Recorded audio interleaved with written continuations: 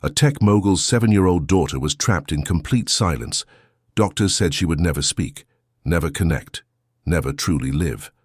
For 3 agonizing years, he tried everything money could buy: world-renowned specialists, cutting-edge treatments, experimental therapies. Nothing worked. His little girl remained locked away, unreachable behind invisible walls. Then everything changed when he hired someone unexpected. Not a doctor, not a therapist, just a woman seeking refuge from her own devastating loss. What she discovered would expose a shocking truth that had kept his daughter prisoner and spark a fight for justice that would save countless other children. Before we dive into this incredible story, hit that subscribe button and let us know in the comments where you're watching from. We love connecting with our global audience. Alexander Chen built his fortune from nothing. The son of immigrants, he'd clawed his way to the top of Silicon Valley's brutal tech world through sheer determination and brilliant coding. By age 35, his cybersecurity company protected half the world's major corporations. His face graced magazine covers. His name commanded respect in boardrooms from San Francisco to Singapore. But success came at a price. Alexander lived in a stunning glass mansion overlooking Monterey Bay, 10,000 square feet of architectural perfection that felt as cold as it looked. The minimalist design, once featured in Architectural Digest, now seemed like a monument to loneliness. Every pristine surface reflected the same truth. This house was built for impressing visitors who no longer came. The visitors stopped coming 3 years ago when everything fell apart. It started with the diagnosis. His daughter Emma, then 4 years old, had always been quiet, different. While other children chattered endlessly, Emma observed the world through wide, searching eyes. She'd line up her toys with mathematical precision, become fascinated by spinning objects, and retreat into herself when overwhelmed by noise or crowds. "She's just shy," his wife Catherine had insisted. "She'll grow out of it." But the signs became impossible to ignore. Emma stopped making eye contact.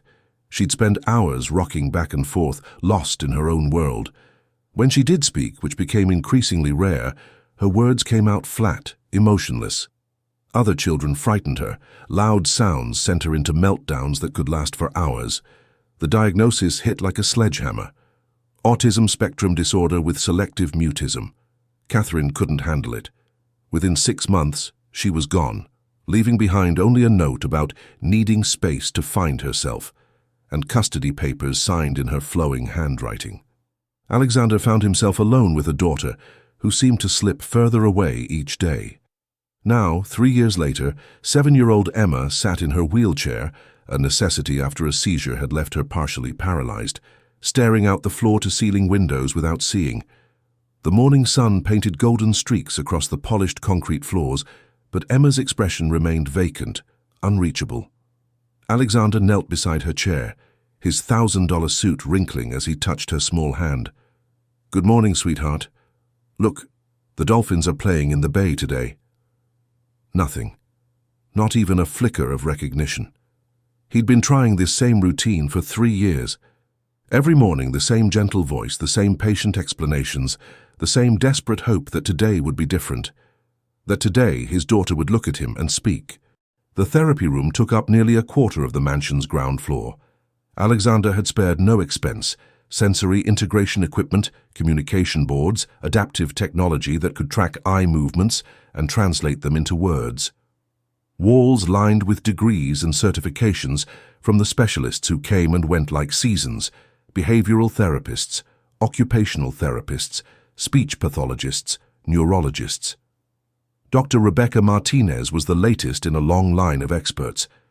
She'd been working with Emma for 6 months, using every technique in her considerable arsenal: applied behavior analysis, picture exchange systems, social stories. Nothing penetrated the wall of silence surrounding his daughter. "Mr. Chen," Dr. Martinez said gently as she packed her equipment after another fruitless session, "we need to discuss realistic expectations." Alexander's jaw tightened. He'd heard variations of this speech from every professional who'd worked with Emma. Realistic expectations, acceptance, quality of life adjustments. She's making micro-progress, Dr. Martinez continued.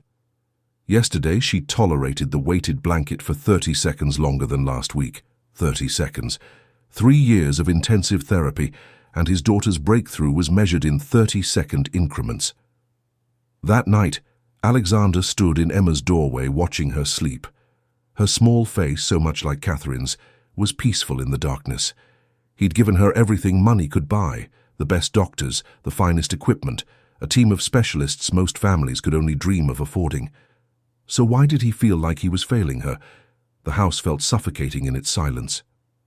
Alexander wandered the empty halls, past family photos that mocked him with their frozen happiness. There was Emma at 2, giggling as he pushed her on a swing. Emma at 3, carefully placing candles on a birthday cake. Emma at 4, just before the world went quiet. He stopped at his study, where medical files covered his desk like accusations. Test results, treatment plans, insurance claims, progress reports that documented the absence of progress with clinical precision. Patient exhibits continued resistance to intervention. Minimal response to verbal stimuli. Prognosis remains guarded. Alexander swept the papers to the floor in frustration. Somewhere in this maze of medical jargon was his daughter, the little girl who used to trace letters in the sand, who hummed wordless melodies while playing with blocks, who once looked at him with eyes full of wonder instead of emptiness. He had to find her, no matter what it took. 3,000 miles away in Portland, Oregon, Isabella Rodriguez sat in her empty apartment, surrounded by the ghosts of what should have been. The nursery she'd spent months preparing remained untouched. Pale yellow walls. She'd wanted to be surprised by the gender. A crib with hand-carved elephants marching along the rails. Shelves waiting for books that would never be read aloud. A rocking chair where she'd planned to spend countless nights nursing and singing lullabies. Her son Miguel had lived for exactly 14 minutes. The doctors explained it clinically. Sudden infant death syndrome, unpredictable, no one's fault. But Isabella couldn't stop replaying those final moments, holding his tiny, still form, feeling his heartbeat slow, and then stop, knowing she was powerless to save him. That was 8 months ago. Since then, she'd been drifting through life like a sleepwalker. Her family meant well with their visits and casseroles, but their pitying looks only made the pain sharper. Her friends didn't know what to say, so they said nothing, leaving her isolated in her grief. The job posting appeared in her inbox like a lifeline. Household manager needed for private family in Monterey. Live-in position. Excellent compensation, discretion required. Isabella had worked as a nanny before Miguel's birth. She understood children, had a natural patience with their needs and moods. But this position was different, not just childcare, but complete household management for a wealthy single father and his special needs daughter. Special needs. Isabella's heart clenched.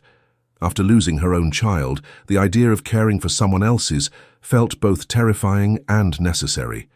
Maybe helping another child would fill the aching void inside her. She packed her few belongings. Grief had a way of making material possessions seem meaningless, and took a Greyhound bus south to California. The mansion took her breath away. Perched on a cliff overlooking the Pacific, it was all sharp angles and gleaming glass like something from a science fiction movie. But as Isabella walked through the pristine rooms, she sensed an overwhelming sadness permeating the beautiful spaces. Alexander Chen met her in his study, a tall, lean man with prematurely grey hair and eyes that held the weight of unspoken burdens. He was polite, but distant, explaining Emma's condition with the practiced efficiency of someone who'd given this briefing many times before. "She requires constant supervision," he said, showing Isabella through the therapy room. "Dr. Martinez comes 3 times a week. There's a physical therapist on Mondays and Fridays. Emma has a strict routine. Any deviation can trigger episodes." Episodes. Isabella noted how he used clinical terms to describe his daughter's distress, as if medical language could somehow make the pain more manageable. When she finally met Emma, Isabella's heart broke a little. The child sat motionless in her wheelchair, staring past the window toward the ocean. She was beautiful, delicate features, silky black hair, skin that seemed to glow in the afternoon light, but her eyes were vacant, like looking into deep water with no bottom. Isabella didn't rush forward with forced enthusiasm like she'd seen other caregivers do. She simply sat quietly in a nearby chair and observed. Emma didn't acknowledge her presence, but something in her posture suggested awareness, a subtle shift, a barely perceptible tension that said she knew someone new had entered her carefully controlled world. The first weeks were challenging. Isabella learned Emma's rhythms, her triggers, the subtle signs that preceded a meltdown. She discovered that Emma became agitated around sudden movements, calmed when lights were dimmed, and seemed to find comfort in repetitive, predictable routines. Unlike the previous caregivers who'd tried to engage Emma through constant interaction, Isabella took a different approach.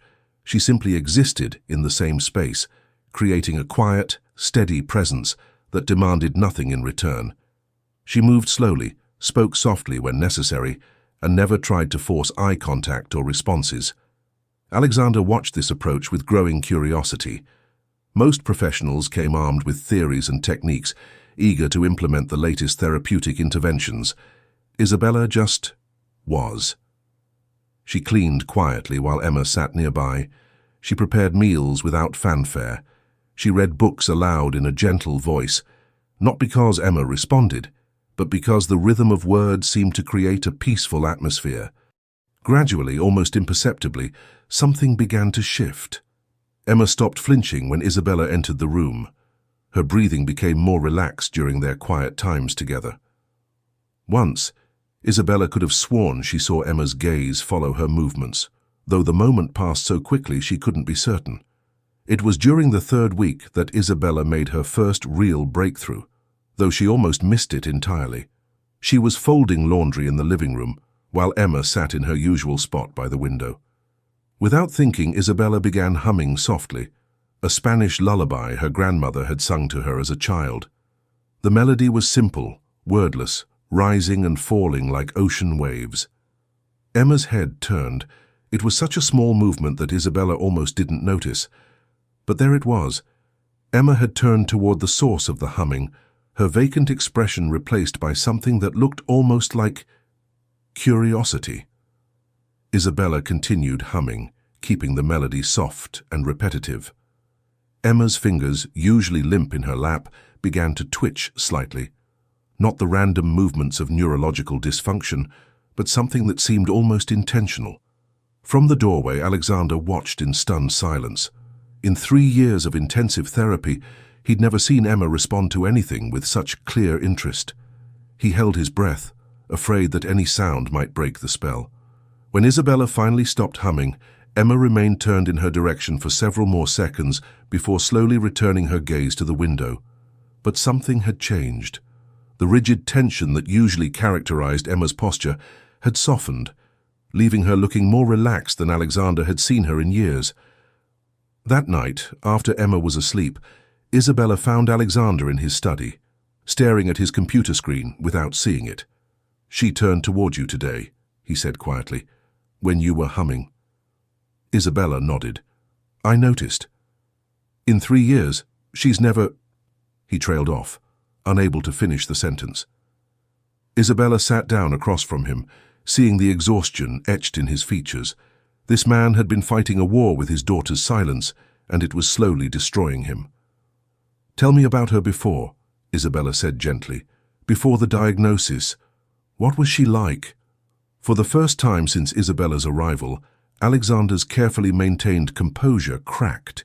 He told her about Emma's fascination with music boxes, how she'd listened to the tinkling melodies for hours, about her love of water, baths, rain, the sound of sprinklers on the lawn, about the way she'd arrange her toys in perfect patterns, creating intricate designs that seemed to follow some internal logic only she understood. "She was there," he whispered. "My daughter was there inside all that silence. I know she was." Isabella nodded, understanding flickering in her eyes. "She still is." The breakthrough came 3 weeks later, on a morning when the marine layer hung thick over Monterey Bay like a grey blanket. Isabella had developed a routine with Emma that centered around the mansion's infinity pool. The water feature had been installed more for aesthetic appeal than practical use. Alexander rarely swam, and Emma's physical limitations had made the pool seem irrelevant. But Isabella noticed how Emma's posture changed whenever they walked past the outdoor area. The subtle shift in breathing, the almost imperceptible turn of her head toward the sound of the filtration system cycling. Water seemed to speak to Emma in a language others couldn't hear. That morning, Isabella made a decision that would change everything. She'd obtained a specialized flotation vest designed for children with disabilities, one that would keep Emma safe while allowing her to experience the sensation of being supported by water. Alexander had been hesitant at first, his protective instincts warring with his desperate hope for any kind of breakthrough. "She's never been in a pool," he said, watching from the deck as Isabella helped Emma into the vest. "What if she panics? What if—" "She won't," Isabella said with quiet confidence. "Look at her." Emma's usual tension was completely absent. Her arms, normally rigid at her sides, hung loose and relaxed. Her breathing was slow, steady, peaceful.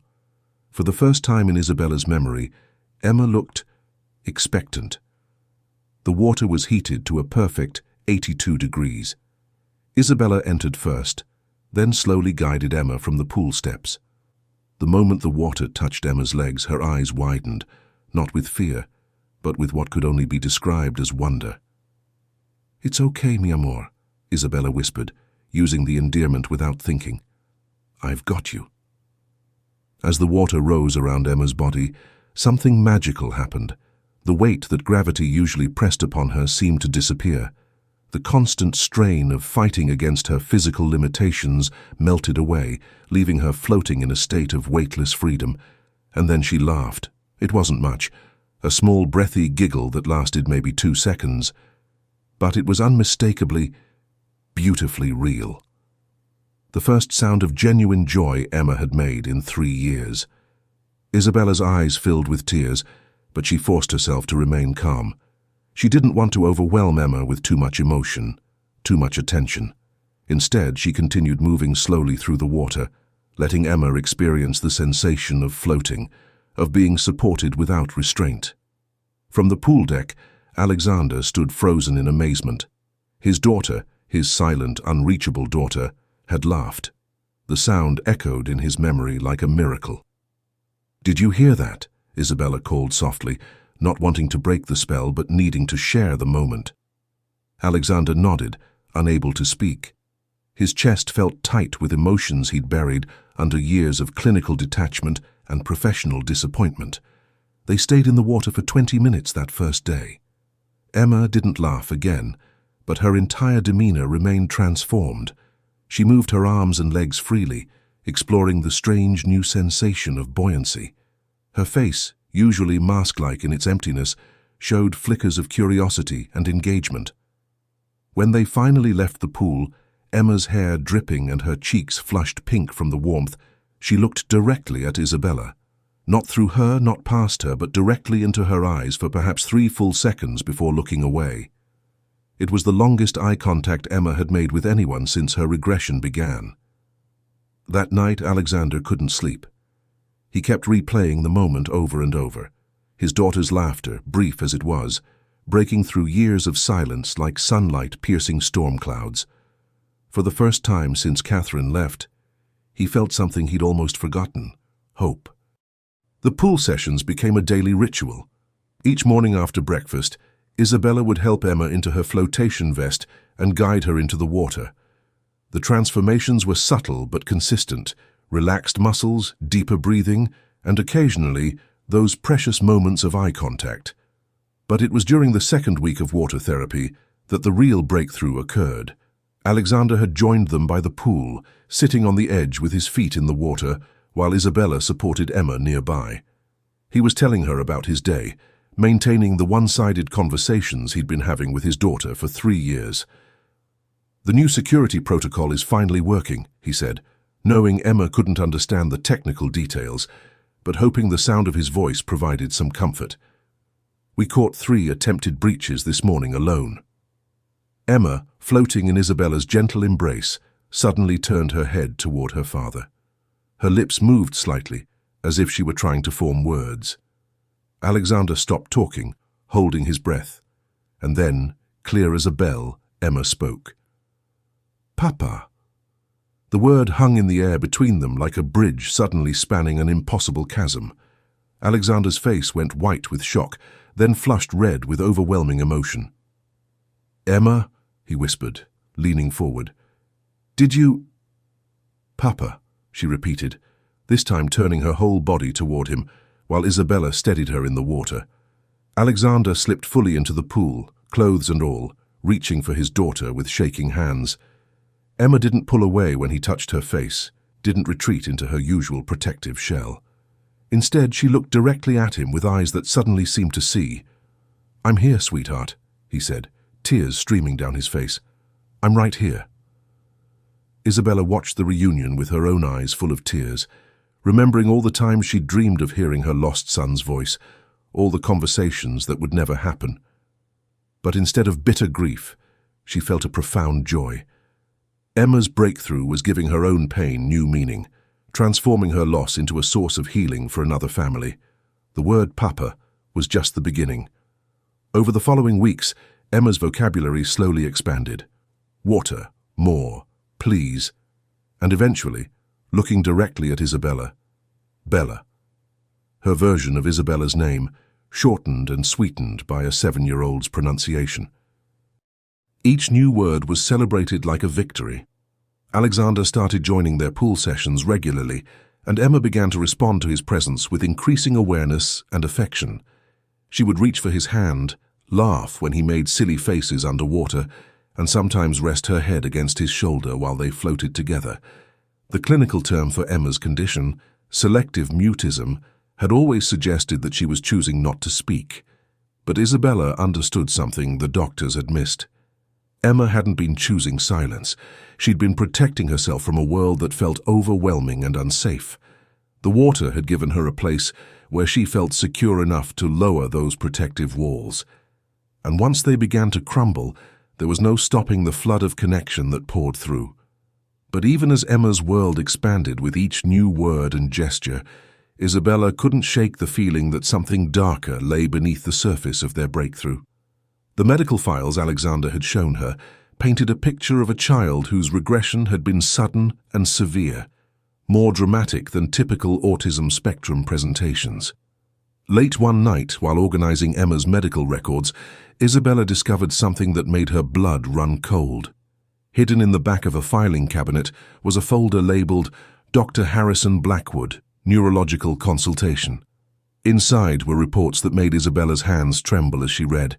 The documents described treatments that seemed more like punishment than therapy, isolation protocols, sensory deprivation sessions, medications designed not to help Emma communicate, but to keep her compliant and quiet. As Isabella read deeper into the files, a horrifying picture emerged. Dr. Blackwood hadn't been trying to help Emma reach her potential. He'd been systematically breaking down her ability to connect with the world around her. And Alexander, trusting the expert's clinical authority, had unknowingly been paying for his daughter's torture.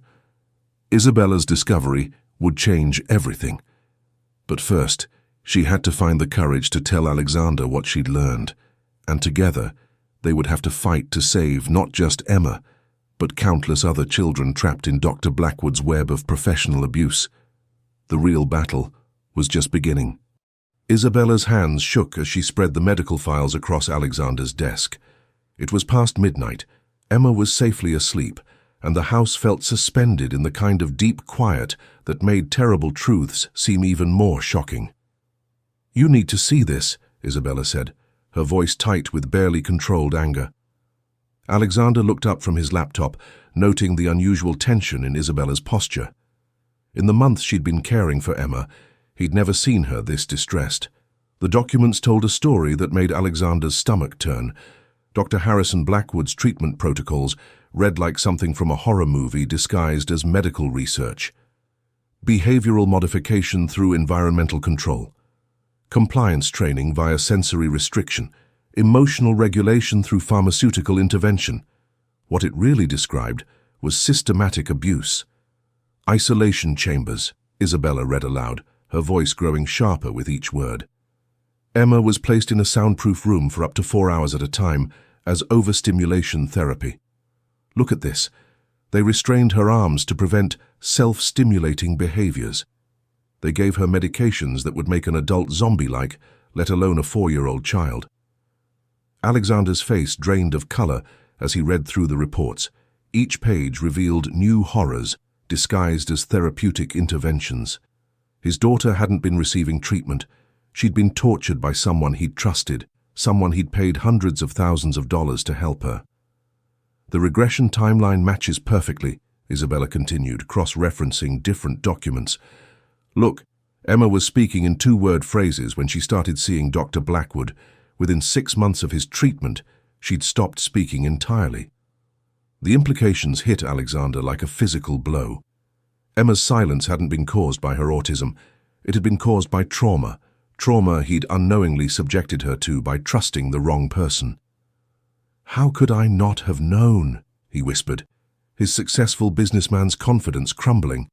"How could I have let this happen to her?" Isabella saw the guilt consuming him and reached across the desk to touch his hand. "Because you trusted someone who was supposed to help her. Because these people are experts at hiding their abuse behind medical terminology and professional credentials." But Alexander wasn't listening anymore. He was remembering Emma's behavior during those early treatment sessions, how she'd cling to him before appointments, how she'd come home exhausted and withdrawn, how her few words had gradually disappeared until she stopped trying to communicate altogether. The signs had been there, but he'd been told they were normal parts of the therapeutic process. Dr. Blackwood had explained that Emma needed to break down her maladaptive patterns before building healthy ones. The regression was temporary, necessary, a prerequisite for real progress. It had all been lies. Isabella pulled out another file, one that made her hands shake with rage. "It gets worse. Dr. Blackwood has been doing this to other children. Look!" The folder contained similar treatment records for dozens of children across California and Nevada. All of them had experienced dramatic regressions under Dr. Blackwood's care. All of them had families wealthy enough to pay for his expensive, specialized treatments, and all of them had been systematically broken down rather than built up. "We have to stop him," Isabella said, her voice fierce with protective anger. "Emma's speaking now because she finally feels safe, but there are other children still trapped in his system." Alexander nodded slowly, his grief transforming into something harder and more determined. He'd built his fortune by solving complex problems, by finding weaknesses in systems and exploiting them. Now he would turn those skills toward exposing Dr. Blackwood and protecting other families from the nightmare he'd unknowingly put Emma through. They worked through the night, documenting everything they'd found and researching Dr. Blackwood's background. What they discovered was even more disturbing than the medical files. Harrison Blackwood had been reported to medical boards in 3 different states. Families had filed complaints about his methods, but the investigations had been quietly closed or dismissed due to lack of concrete evidence. His victims were children with disabilities, their testimony dismissed as unreliable, their behavioral changes explained away as part of their underlying conditions. Blackwood had learned to choose his victims carefully, wealthy families who were desperate for help and wouldn't question authority, children whose communication difficulties made it unlikely they could report abuse, a system that protected professional reputations over patient welfare. But he'd made one crucial mistake. He'd underestimated the determination of parents who finally understood what had been done to their children. By dawn, Alexander and Isabella had contacted an investigative journalist named Sarah Martinez, who specialized in exposing medical malpractice. They'd also reached out to a lawyer who handled cases involving institutional abuse of disabled children. The process of building a case would be long and difficult. Medical malpractice lawsuits were notoriously complex, especially when the victims were children with communication disorders. But Alexander had resources that most families lacked: money for expert witnesses, time to pursue justice, and connections in the legal system. More importantly, he had Emma's transformation as proof that Dr. Blackwood's dire prognoses had been wrong. His daughter hadn't been hopelessly damaged. She'd been systematically traumatized, and now that the trauma was being addressed with genuine care and patience, she was beginning to heal. As the weeks passed and their investigation deepened, Emma continued to make remarkable progress. Her vocabulary expanded daily. She began to show interest in books, puzzles, and simple games. Most remarkably, she started to express preferences and opinions, choosing what to wear, indicating which foods she enjoyed, even showing the beginnings of a stubborn streak that delighted Alexander. "I don't want to wear the blue dress," Emma announced one morning, the longest sentence she'd spoken to date. "I want the red one with flowers." Isabella laughed, remembering how Dr. Blackwood's files had described eliminating oppositional behaviors as a treatment goal. Emma's newfound willingness to express disagreement wasn't a behavioral problem. It was a sign that she felt safe enough to have and voice her own opinions. But even as they celebrated Emma's progress, the investigation into Dr. Blackwood's practices revealed the scope of damage he'd caused. Other families began to come forward, sharing stories that mirrored Alexander and Isabella's experience. Children who'd regressed under Blackwood's care, families who'd been told their children were hopeless cases when the real problem was the treatment itself. The case gained media attention when Sarah Martinez published her first exposé. The Doctor Who Silenced Children ran on the front page of the Los Angeles Times, detailing Dr. Blackwood's methods and featuring anonymous interviews with affected families. Alexander and Isabella decided to go public with Emma's story, understanding that their visibility might help other families recognize similar abuse. It was a difficult decision. Exposing Emma to public scrutiny felt like another violation of her privacy. But they also knew that staying silent would allow Dr. Blackwood to continue harming other children. The day the article was published, Alexander sat with Emma by the pool, reading her a story about a brave little fish who found her voice in the deep ocean. Emma listened intently, occasionally adding her own commentary about the pictures. "The fish looks scared," she observed, pointing to an illustration. "She is scared," Alexander agreed, "but she's also very brave. Sometimes being brave means speaking up even when it's frightening." Emma considered this seriously, then nodded. "Like me talking to you." Alexander's throat tightened with emotion. "Exactly like that, sweetheart. You're the bravest person I know." That evening, their phone began ringing with calls from other families, parents who'd recognized their own children's experiences in the article, social workers who'd been suspicious of Dr. Blackwood's methods but hadn't been able to prove anything, other medical professionals who'd watched colleagues implement questionable treatments but hadn't spoken up. The investigation was becoming a movement, and Emma, without fully understanding her role, was at its center. Her recovery wasn't just healing her own family, it was providing hope and validation for dozens of other families who'd been told their children were beyond help. But Dr. Blackwood wasn't going to surrender without a fight. His response to the article was swift and vicious, attacking both Alexander's credibility and Emma's diagnosis. He claimed that Alexander was a delusional father who couldn't accept his daughter's limitations, and that Isabella was an unqualified caregiver whose amateur interventions were actually harmful to the child. The counterattack was personally devastating, but legally meaningless. Alexander's documentation was thorough. Isabella's methods were supported by established research on trauma-informed care, and Emma's progress spoke for itself. More importantly, they weren't alone anymore. The investigation had connected them with other families, creating a support network of parents who understood exactly what they'd been through. Together, they were building a case that no amount of professional intimidation could dismiss. The real trial was still months away, but the battle for Emma's future and the futures of countless other children had already been won. Dr. Blackwood's carefully constructed system of abuse was crumbling, exposed to the light by families who refused to stay silent. And at the center of it all was a 7-year-old girl who'd found her voice in the safety of warm water and unconditional love, proving that even the deepest wounds could heal when treated with genuine care instead of clinical cruelty. 6 months after Sarah Martinez's initial exposé, the investigation into Dr. Harrison Blackwood had grown into a full-scale federal inquiry. The FBI's White-Collar Crime Division had joined forces with the Department of Health and Human Services to examine not just Blackwood's practices, but the entire network of institutions that had enabled his abuse.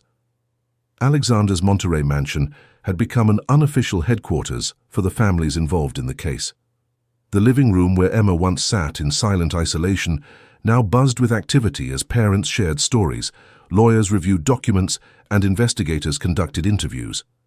Emma seemed to thrive on the increased activity. Far from being overwhelmed by the crowds, she appeared energized by having other children around, especially children who, like her, were learning to find their voices again. "Look what I can do," she announced to a group of visiting families, demonstrating her ability to swim independently with flotation aids. The pool that had been the site of her first breakthrough was now regularly filled with children rediscovering joy in movement and play. Isabella watched Emma's confidence grow with each passing day, but she also saw the weight of their public battle taking its toll on Alexander. He'd thrown himself into the investigation with the same intensity he once brought to building his business empire. But the emotional cost was visible in the dark circles under his eyes and the tension he carried in his shoulders. "You need to rest," Isabella told him one evening after the last family had left. Emma was asleep upstairs, exhausted from a day of playing with new friends. "This case will take years to fully resolve. You can't sustain this pace indefinitely." Alexander looked up from the stack of legal documents he'd been reviewing. "How can I rest when there are still children suffering, when we know what Blackwood is doing and he's still practicing medicine?" It was a familiar conversation.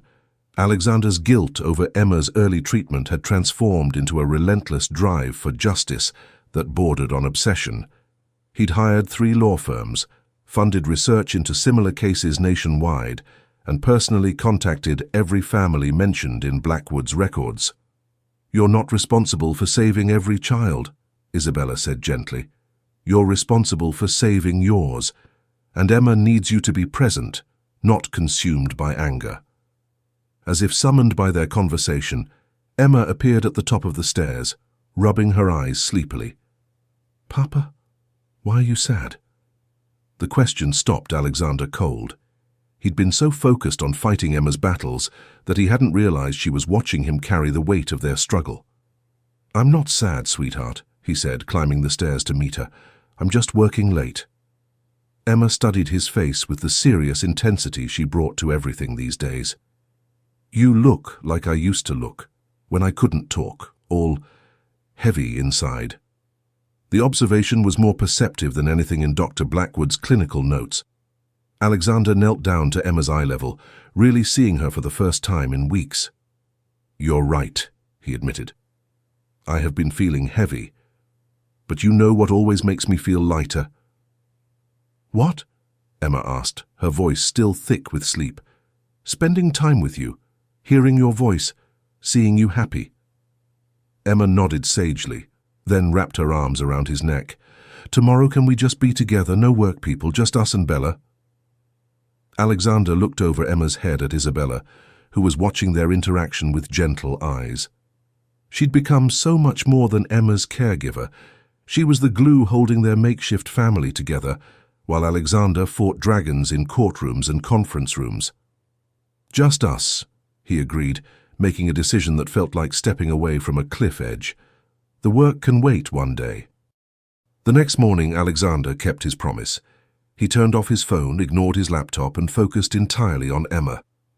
They spent the morning in the pool, with Isabella floating nearby and Emma practicing her swimming strokes.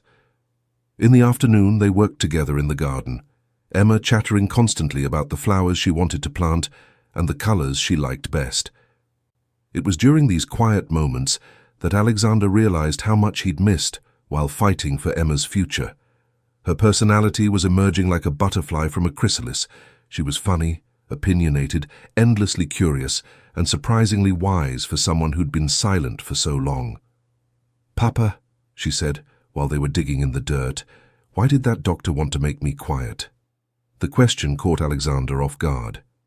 Emma rarely mentioned her early treatment directly, though her nightmares and occasional anxiety attacks suggested she remembered more than she verbalized. "I don't think he understood how special your kind of talking is," Alexander said carefully. "Some people think everyone should communicate the same way, but that's not true. Your way of seeing the world is important." Emma considered this while patting soil around a small sunflower seedling. I like talking now, but I still like quiet sometimes too. That's perfectly okay. You get to choose when you want to talk and when you want to be quiet. No one should ever force you either way. It was a conversation Alexander wished he'd had with Emma years earlier, before trusting her care to someone who saw her silence as a problem to be eliminated rather than a communication style to be understood. That evening, while Emma played quietly with her art supplies, Alexander and Isabella sat on the deck watching the sunset paint the sky in brilliant oranges and purples. "She's remarkable," Isabella said, observing Emma through the glass doors. "Not despite what she's been through, but because of how she's chosen to emerge from it." Alexander nodded, feeling lighter than he had in months. "I keep thinking about what her life might have been like if we'd never met Dr. Blackwood, if she'd had support instead of what he did to her." "But then you wouldn't be the father you are now," Isabella pointed out.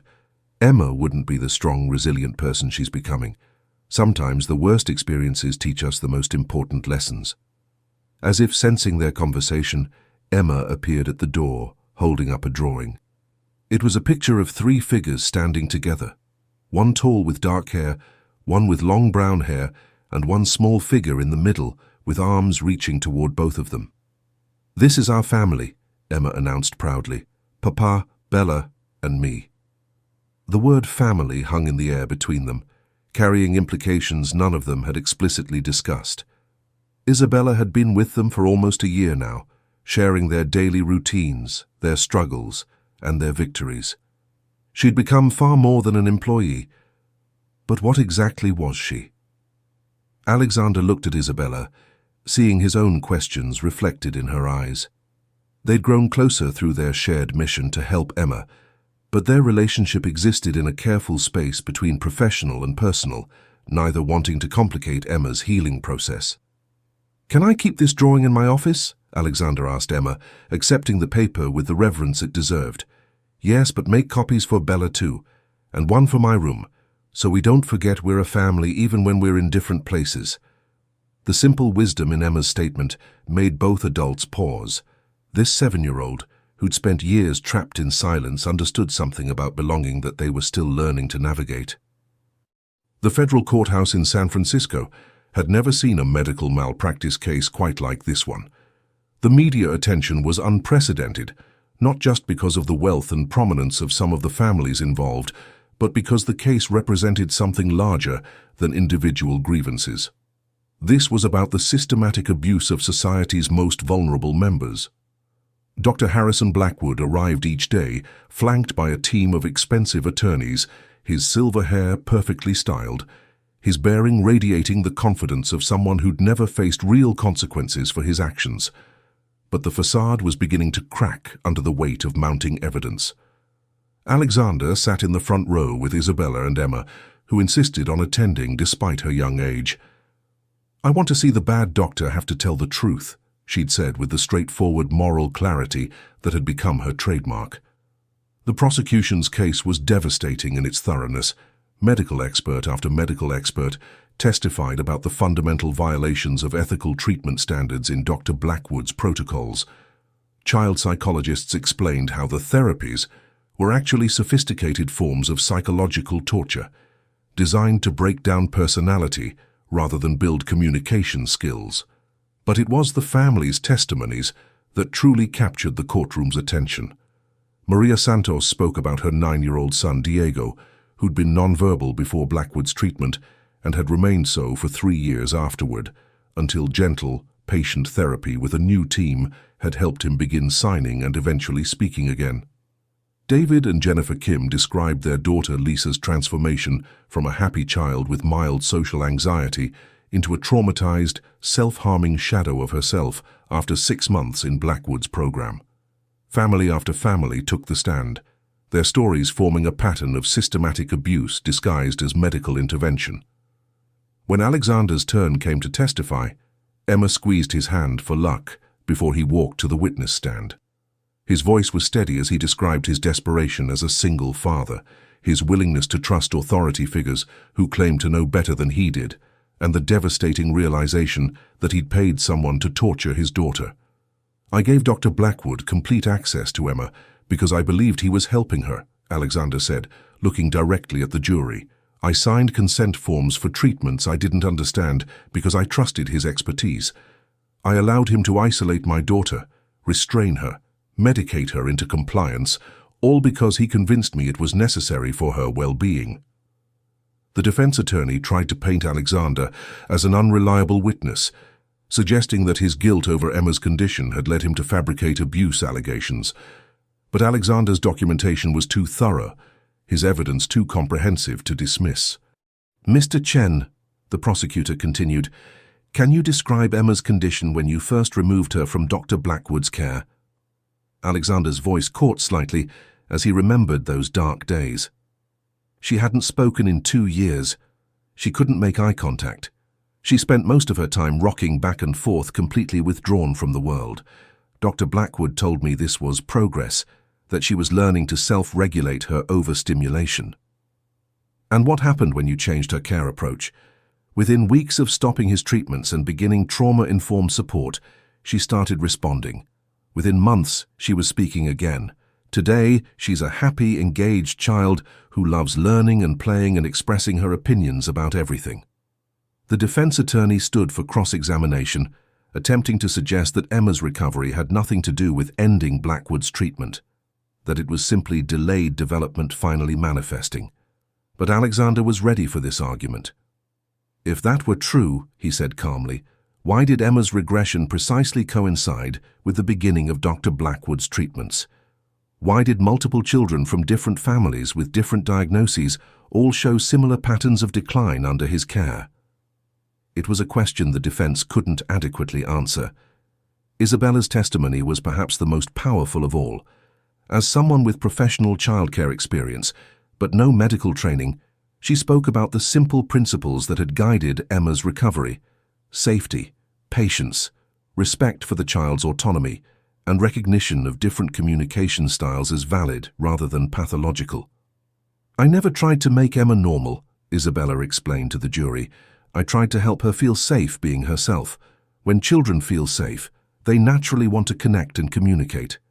Dr. Blackwood's methods created fear and trauma that made connection impossible. Emma herself didn't testify. She was too young, and her parents wanted to protect her from the adversarial nature of cross-examination, but her presence in the courtroom spoke volumes. The happy, articulate child sitting between Alexander and Isabella was living proof that Dr. Blackwood's dire prognoses had been wrong. During breaks in the trial, Emma would draw pictures or quietly read books, occasionally looking up to smile at her father or whisper questions to Isabella. Her behavior was that of any normal 7-year-old, curious, occasionally fidgety, but fundamentally engaged with the world around her. The defense's case relied heavily on attacking the family's credibility and suggesting that the children's improvements were coincidental.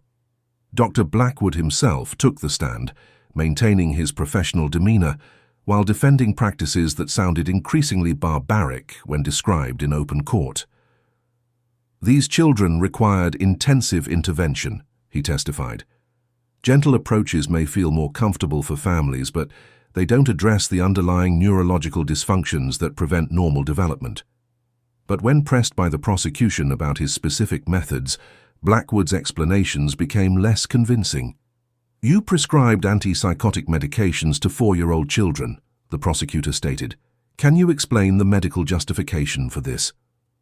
Behavioral management required pharmaceutical support in cases of extreme resistance to treatment. Resistance to treatment or resistance to abuse? The defense attorney's objection was sustained, but the question had made its point. The trial lasted 3 weeks. When closing arguments began, the prosecution presented a comprehensive timeline showing how Dr. Blackwood's methods had systematically damaged multiple children across several years. The defense maintained that the families were scapegoating a dedicated physician who'd been trying to help difficult cases. But the evidence was overwhelming. Medical records, expert testimonies, and most importantly, the recovery stories of children who'd been written off as hopeless under Blackwood's care.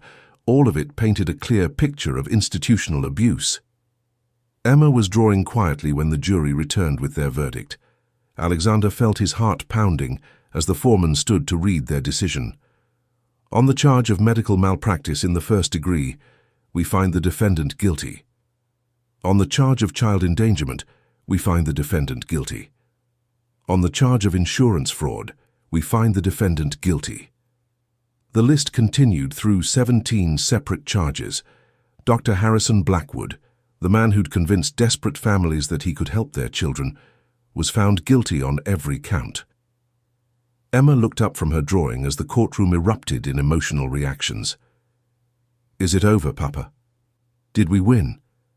Alexander pulled her into his arms, his own eyes wet with tears of relief and vindication.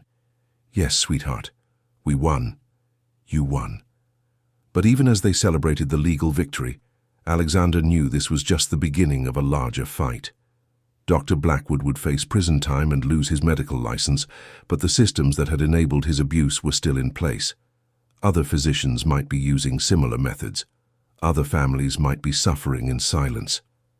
The trial had been about more than punishing one bad doctor. It had been about changing how society treated its most vulnerable members, ensuring that different ways of experiencing the world were seen as variations to be supported, rather than pathologies to be eliminated. As they left the courthouse that day, Emma walking confidently between Alexander and Isabella, reporters shouted questions about their next steps. Alexander paused at the top of the stairs, Emma's small hand in his, Isabella's steady presence beside them. "This case was never just about one doctor or one family," he said to the cameras. "It was about recognition that every child deserves to be treated with dignity, that different doesn't mean broken, and that healing happens through love and patience, not force and fear." Emma tugged on his jacket, and when he leaned down, she whispered something in his ear. Alexander smiled and straightened up.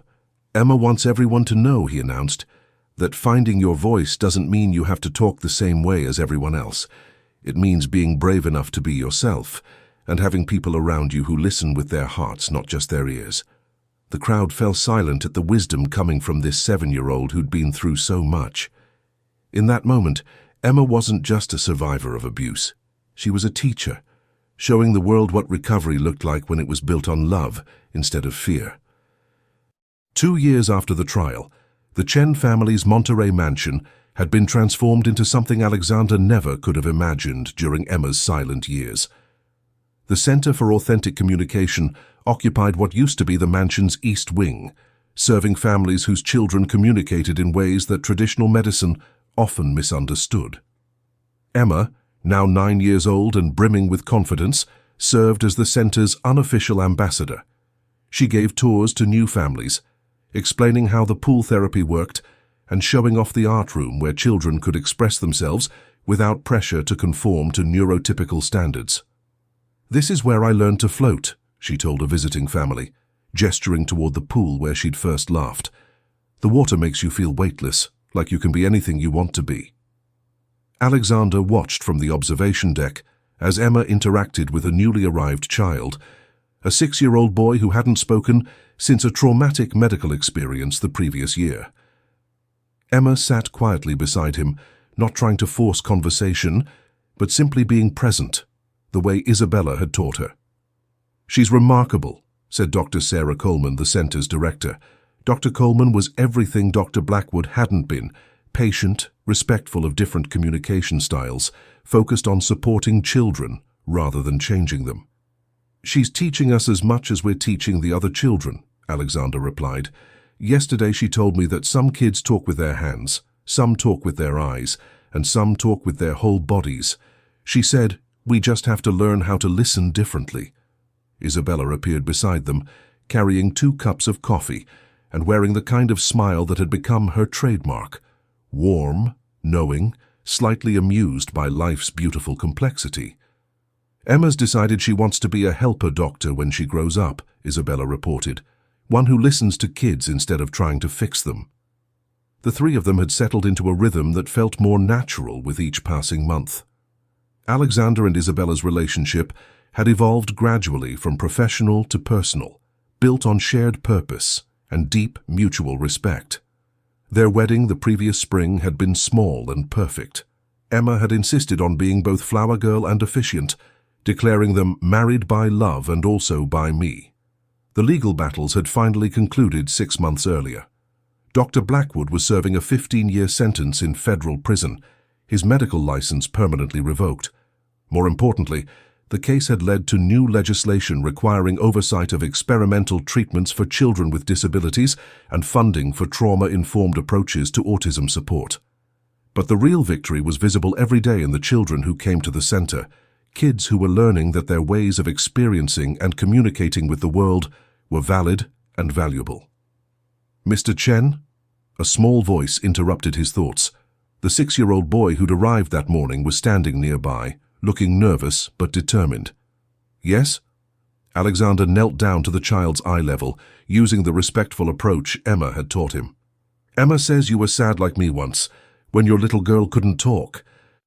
Alexander nodded seriously. "I was very sad. I didn't know how to help her, and I made some mistakes because I was scared. But she talks now. She talks a lot." The boy smiled slightly at this observation. "She does. But you know what I learned? She was always talking, I just had to learn how to listen." The boy considered this carefully, then nodded and ran back toward the pool, where Emma was floating serenely, arms spread wide, demonstrating the trust and freedom that water had taught her. That evening, as the last families departed, Alexander found himself in his old study, now converted into a resource library for parents navigating their children's unique needs. The walls that once displayed his business achievements now held children's artwork, thank you letters from families, and photos of center graduates who were thriving in schools and communities that had learned to value their different ways of being. Isabella appeared in the doorway, leaning against the frame with the casual grace that had first caught his attention years ago. "Penny, for your thoughts?" "Just remembering," Alexander said, gesturing toward a photo of Emma from her silent years, a beautiful but empty-eyed child who'd seemed unreachable. "Sometimes I can barely believe this is the same little girl." "It is, though," Isabella said, settling into the chair beside his desk. "That quiet, observant child was always there. She was just waiting for someone to create a safe space for her to emerge."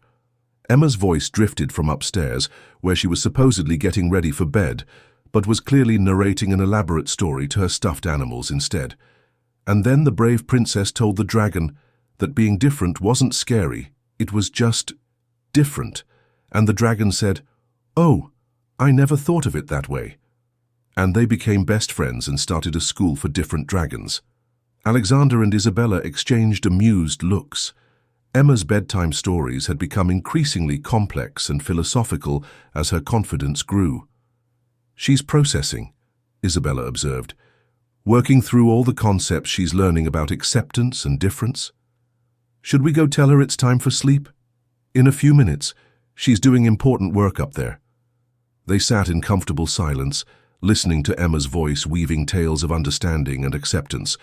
The house that had once echoed with painful quiet now hummed with life, creativity, and purpose. Alexander's phone buzzed with a text from Dr. Coleman. "New family arriving Monday. 8-year-old girl, similar background to Emma's early experience. Parents are hopeful but scared. Could Emma help with the welcome tour?" He showed the message to Isabella, who smiled. "Emma will be thrilled. She loves being the welcoming committee. Remember when we worried about her ability to connect with other people? Now she's teaching other people how to connect with each other." Emma's voice had gone quiet upstairs, suggesting she'd finally settled into sleep. Alexander and Isabella made their rounds, checking doors and turning off lights, the domestic routine feeling as natural as breathing. In Emma's room, they found her curled up with a book about ocean creatures, a half-finished drawing of a whale on her nightstand. The drawing showed a large whale surrounded by smaller fish of different shapes and colors, all swimming together peacefully. "Different but together," Isabella whispered, reading the caption Emma had written at the bottom of the page. Alexander adjusted Emma's blankets and kissed her forehead, still marveling at the privilege of being her father, of witnessing her daily discoveries about herself and the world around her. As they prepared for bed themselves, Isabella paused at the master bedroom window, looking out toward the ocean where moonlight danced on the waves. "What are you thinking about?" Alexander asked, recognizing the contemplative expression she wore when processing something significant. "That little girl I was hired to care for 3 years ago," Isabella said softly. "I thought I was coming here to help someone else's child heal from trauma. I didn't realize I was coming to heal from my own loss too." Alexander wrapped his arms around her from behind, understanding the weight of what she'd shared. Isabella rarely spoke directly about her son, Miguel, but his presence was woven through everything she did, every child she helped, every moment of patience she offered, every instance of unconditional love she provided. "Maybe that's how healing works," he said. "We think we're saving someone else, but we end up saving each other." "Emma saved us both," Isabella agreed. "That little girl who couldn't speak taught us both how to listen." Outside, the ocean continued its eternal rhythm, waves touching the shore and retreating in an endless cycle of approach and release. Inside, a family slept peacefully, a family born not from traditional structures, but from shared commitment, mutual respect, and the revolutionary act of seeing each other clearly and choosing love anyway. The next morning would bring new families, new challenges, new opportunities to prove that different didn't mean broken. But tonight, in the quiet house overlooking Monterey Bay, 3 people who'd found each other across the bridges of trauma and healing rested in the knowledge that they were home. Emma's final drawing of the day remained on her nightstand. Different creatures swimming together in harmony, each valued for exactly who they were. It was both a picture and a promise, a reflection of what was and a vision of what could be. Tomorrow would bring its own stories of discovery and connection, but tonight love was enough. 5 years had passed since Emma first spoke her father's name in the warm embrace of pool water. Now 12 years old, she stood before a packed auditorium at the International Conference on Neurodivergent Advocacy, her hands steady on the podium microphone, her voice clear and strong. "My name is Emma Chen," she began, "and I want to tell you about the day I found my voice." The audience, researchers, therapists, parents, and advocates from around the world listened intently as Emma described her journey from silence to speech, from isolation to connection, from fear to empowerment. "People ask me if I'm cured now because I can talk," Emma continued, her poise remarkable for someone so young. "But I was never broken. I was just scared and hurt, and I needed someone to help me feel safe enough to be myself." In the front row, Alexander and Isabella watched with pride and amazement. Their daughter, for that's what Emma had become in every way that mattered, had grown into a passionate advocate for children whose voices were dismissed or silenced by systems that prioritized conformity over understanding. The Center for Authentic Communication had expanded beyond their original mansion, with satellite locations in 3 states and a waiting list of families seeking their trauma-informed approach. Emma served on the Youth Advisory Board, helping design programs and welcome new children who arrived scared and silent, just as she once had. "The pool saved me," Emma told the audience, "but it wasn't really about the water. It was about finding someone who saw me as a whole person instead of a collection of problems to be solved." She looked directly at Isabella, her expression warm with gratitude and love. "My mom, not my birth mom, but my real mom, taught me that there are many ways to communicate. Some kids talk with words, some with pictures, some with their hands, some with their whole bodies. None of these ways is wrong. They're just different languages of the heart."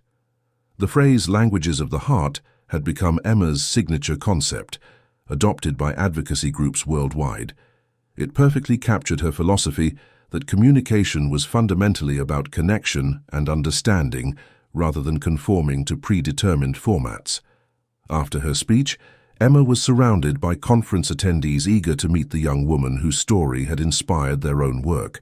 She handled their questions with grace, but Alexander could see the slight tension in her shoulders that meant she was becoming overwhelmed by the social demands. Without being asked, Isabella appeared at Emma's side, gently redirecting the crowd to give her some space. It was the kind of intuitive support that had defined their relationship from the beginning, anticipating needs, providing safety, creating space for Emma to be exactly who she was in any given moment. Later that evening, back in their hotel suite, Emma flopped dramatically onto the couch, finally allowing herself to show the exhaustion that public speaking required. "That was harder than swimming laps," she announced, using their family's code for activities that demanded significant emotional energy. "You were incredible up there," Alexander said, settling beside her. "I'm so proud of how you shared your story." "Do you think it helped?" Emma asked, the question revealing her deep sense of responsibility for other children facing similar struggles. "I think it helped tremendously," Isabella assured her, joining them on the couch. "Did you see that woman in the blue dress crying during your speech? She came up to me afterward and said she finally understood why her son had stopped talking after his last therapy. She's going to find him a new approach." Emma nodded seriously. At 12, she carried the weight of being a public figure in a way that would have been impossible during her silent years, but she'd chosen this role deliberately, understanding that her visibility could create opportunities for children who didn't have wealthy, connected parents to advocate for them. "Sometimes I wish I could go back and tell little me that everything would be okay," Emma mused, "that the scary doctors would go away, and that I'd find my real family, and that I'd help other kids find their voices too." "What do you think little you would say to that?" Isabella asked. Emma considered the question with the thoughtfulness that characterized her approach to complex emotional topics. "I think she'd say she wasn't ready to believe it yet, but she'd hold on to it like a secret hope, and she'd probably ask if the pool was still there." The pool had indeed survived all their transitions and expansions. It remained at the heart of the center, still serving as the place where frightened children first learned to trust that they were safe, that their different ways of being in the world were valuable, that they didn't need to be fixed or cured, just understood and supported. Alexander's phone chimed with a text message. "It's from Dr. Coleman. She says there's a family driving up from Los Angeles tonight. 7-year-old boy, selective mutism following medical trauma. They heard your speech online and want to bring him to the center." Emma perked up immediately. "Can I do his welcome tour?" "If he's comfortable with that, I'm sure he'd love it. I'll make him a picture book about the pool and the art room and all the safe places, and I'll tell him about the quiet corner where you can go when talking feels too hard." These were the moments that reminded Alexander how far they'd all traveled from those dark early days. Emma's desire to help other children wasn't born from obligation, but from genuine empathy and understanding. She remembered what it felt like to be voiceless and afraid, and she used that knowledge to create bridges of connection for others. The next morning brought a familiar scene, a nervous family arriving at the center, their child wide-eyed and silent, clinging to his parents' hands. Emma approached slowly, remembering all the lessons Isabella had taught her about creating safe spaces.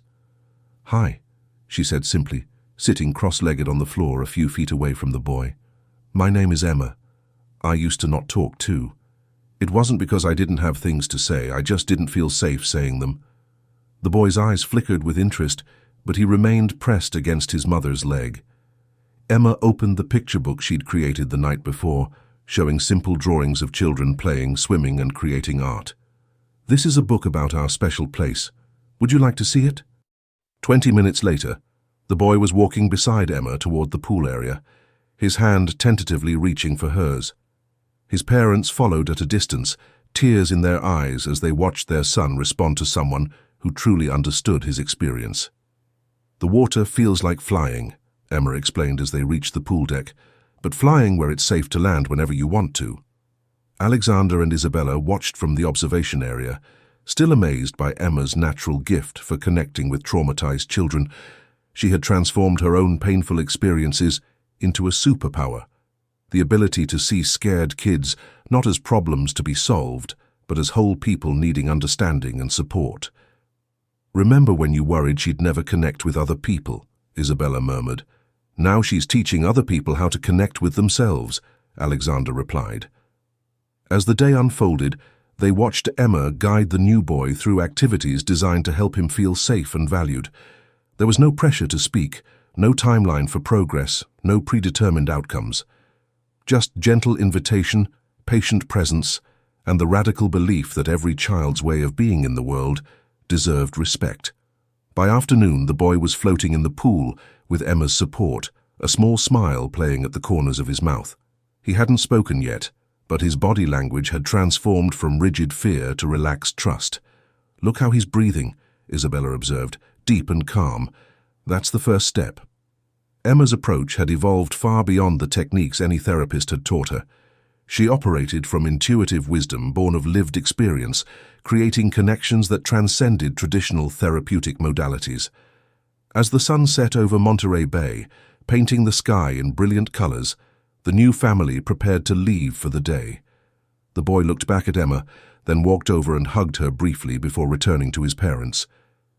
"He'll be okay," Emma announced with quiet certainty.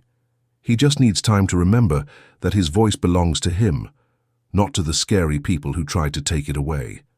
That evening, as they sat together on the deck watching stars emerge in the darkening sky, Alexander reflected on the miracle of their family's journey.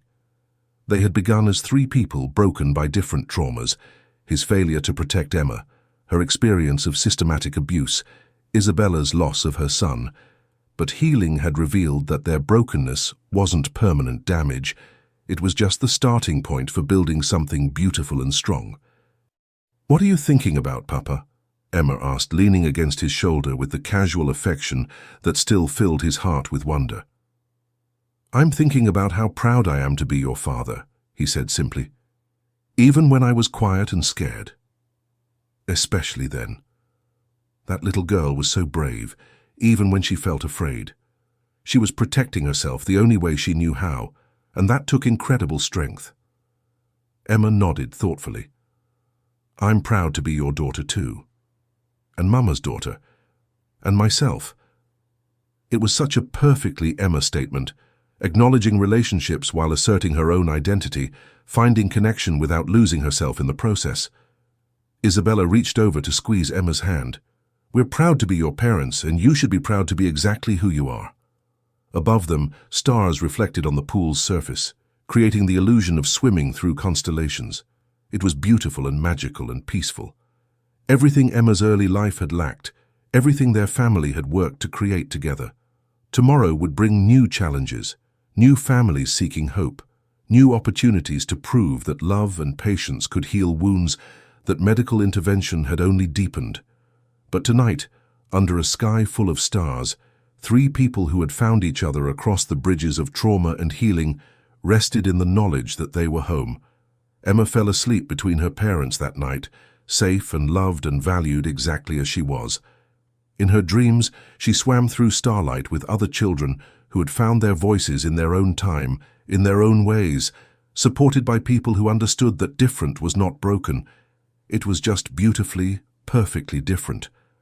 The silence had been transformed into something else entirely, the peaceful quiet of a child who knew she was heard, understood, and loved beyond measure. 10 years later, Dr. Emma Chen adjusted her graduation cap one final time before walking across the stage to receive her doctorate in child psychology, with a specialization in trauma-informed communication therapy. At 22, she was the youngest graduate in her program, but her dissertation on authentic voice recovery and post-traumatic selective mutism was already being cited by researchers worldwide. The auditorium was packed with colleagues, classmates, and the families whose lives had intersected with Emma's journey over the years. Alexander and Isabella sat in the front row, their faces glowing with pride as their daughter, the little girl who had once been dismissed as hopeless, stepped forward to accept her diploma. The Center for Authentic Communication had grown into an international network, with Emma serving as its youngest director while completing her studies. Her approach, which she called "witnessing without fixing," had revolutionized treatment approaches for children with communication trauma. "Today, I want to share something with you," Emma said during her valedictory speech, her voice carrying easily to the back of the auditorium. 15 years ago, I was a 7-year-old girl who the medical establishment declared would never speak, never connect, never lead a meaningful life. That assessment was wrong, but not because I was misdiagnosed. The audience leaned forward, captivated by her presence and her message. It was wrong because it was based on a fundamental misunderstanding of what healing looks like. The doctors who first treated me believed that silence was the enemy to be defeated. They never considered that my silence was protecting something precious, my authentic self, until I felt safe enough to share it with the world. Emma gestured toward Alexander and Isabella, her expression warm with gratitude. I am who I am today, not because someone fixed what was broken in me, but because two people, my father and my mother, learned how to love me exactly as I was while creating space for me to become who I was meant to be. The standing ovation lasted nearly 5 minutes. After the ceremony, Emma was surrounded by congratulators and future colleagues, but she gracefully excused herself when she spotted a familiar face in the crowd, a young man about her age approaching nervously. Dr. Chen, I'm Marcus Rodriguez. I was that little boy you helped when I was 7, the one who came to your center from Los Angeles. Emma's face lit up with recognition and joy. Marcus had been one of her earliest success stories, a child so traumatized by medical abuse that he'd stopped speaking entirely. Under Emma's guidance, he'd slowly learned to trust his own voice again. Marcus, look at you. Emma embraced him warmly. What are you doing now? I'm finishing my master's degree in art therapy, he said proudly. I want to help kids the way you helped me. I want to show them that their creativity is valid, even when their words don't come easily. This was the true measure of Emma's impact. Not just the children she'd directly helped, but the ripple effect of healing that spread outward as those children grew up to help others in turn.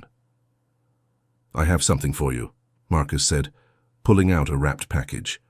Inside was a painting of a boy floating in a pool, surrounded by gentle waves of blue and gold. This is how I remember feeling that first day at your center, like I was finally safe enough to float instead of always fighting to keep my head above water. Emma studied the painting with tears in her eyes. It's beautiful, Marcus, and you're right. That's exactly what safety should feel like. As the reception continued, Emma found herself standing beside the pool at the center, the same pool where she'd first laughed, first spoken, first learned that she was worthy of love and understanding. Now it served countless children, each finding their own path to healing in the warm, supportive water. Alexander approached, carrying 2 cups of coffee and wearing the same expression of wonder he'd worn during Emma's graduation ceremony. Any regrets about not going into tech like your old man? He asked, settling beside her on the familiar deck chairs. Emma laughed. 0 regrets. Although I did inherit your problem-solving obsession, I just apply it to different kinds of systems. The system of helping kids find their voices. The system of helping the world learn how to listen. Isabella joined them, having finished her conversations with the various researchers and advocates who'd attended Emma's graduation. The center had become her life's work as much as Emma's, and her insights about trauma-informed care were now taught in universities across the globe. So what's next for our newly minted Dr. Chen? Isabella asked, settling into her favorite chair overlooking the bay. Emma considered the question seriously. At 22, she had already accomplished more than most people did in entire careers, but she was just getting started. I've been thinking about that little boy who's coming next week, she said. 5 years old, complete mutism following surgical trauma. His parents are terrified that he'll never speak again. Alexander and Isabella exchanged knowing looks. They recognized the tone in Emma's voice, the same fierce protectiveness and determination that had driven her advocacy work from the beginning. What are you planning? Isabella asked. I want to create something new, not just a treatment program, but a complete reimagining of how we support children through medical trauma. I want to develop protocols that other hospitals can use to prevent the kind of damage that was done to me and so many others. It was ambitious, even by Emma's standards, a systemic approach that would require cooperation from medical institutions, insurance companies, and government agencies. But if anyone could navigate those complex systems, it was Emma. You know we'll support you however we can, Alexander said. I know. But I also know this is work I need to do myself. Just like learning to speak again, no one could do it for me. They could create the conditions that made it possible, but ultimately, I had to find my own voice. As the sun set over Monterey Bay, painting the sky in the same brilliant colors that had marked Emma's first breakthrough years earlier, the 3 of them sat in comfortable silence. The quiet between them was no longer the painful void it had once been, but rather the peaceful stillness of people who understood each other completely. "You know," Emma said thoughtfully, "I used to think that finding my voice meant learning how to speak, but it actually meant learning that I had always been speaking, just in a language the world wasn't ready to hear." She looked out over the water where dozens of children had learned to float, to trust, to believe in their own worth, despite a world that often saw them as problems to be solved. "Every child who comes through our doors teaches me something new about resilience, about the incredible capacity of the human spirit to heal and grow when given the right conditions." Alexander watched his daughter with endless amazement. This young woman who spoke with such wisdom and compassion had once been dismissed as hopeless by medical professionals. Her transformation wasn't a miracle, it was proof of what became possible when children were seen as whole people deserving of respect and understanding. "What would you want people to remember most about your story?" Isabella asked, the question carrying the weight of all the years they'd shared, all the battles they'd fought, all the victories they'd celebrated. Emma considered this carefully, as she did all important questions. "I want them to remember that silence isn't always empty," she said finally. "Sometimes it's full of a voice that's waiting for the right moment, the right person, the right conditions to emerge. And when that voice finally speaks, it has something incredibly important to say, not just about the individual child, but about how we as a society treat our most vulnerable members." She stood up, walking to the edge of the deck, where the pool's gentle lighting reflected off the water like scattered stars. "I want them to remember that healing isn't about returning to some predetermined version of normal. It's about discovering who you really are when you feel safe enough to be yourself completely." The words hung in the evening air like a benediction, carrying the weight of truth earned through years of struggle and growth.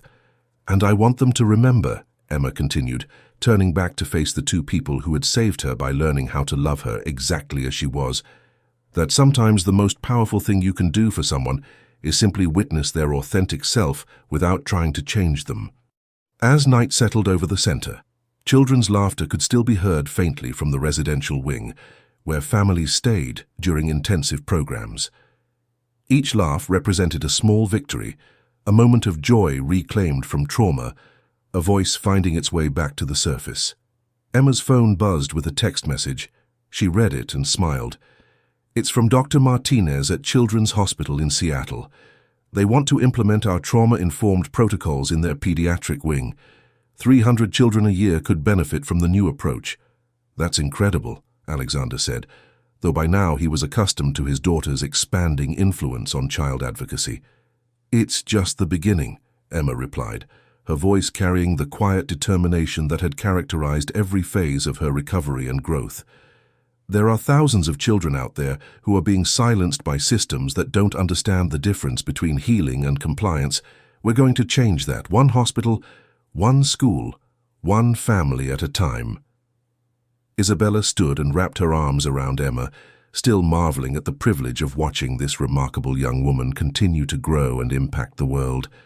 "Your voice is changing everything," she whispered. "Our voices," Emma corrected gently. "This was never just about me.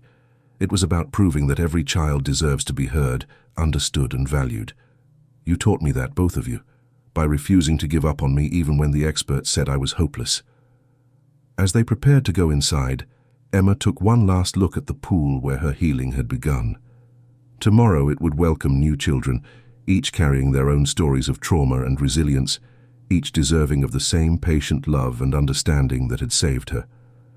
"The best part," Emma said softly, "isn't that I found my voice. It's that by finding mine, we've helped so many others find theirs too."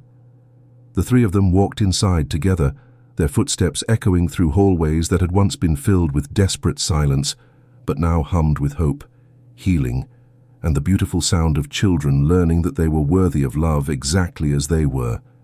In the morning, there would be new families to welcome, new protocols to develop, new battles to fight against systems that prioritized conformity over understanding.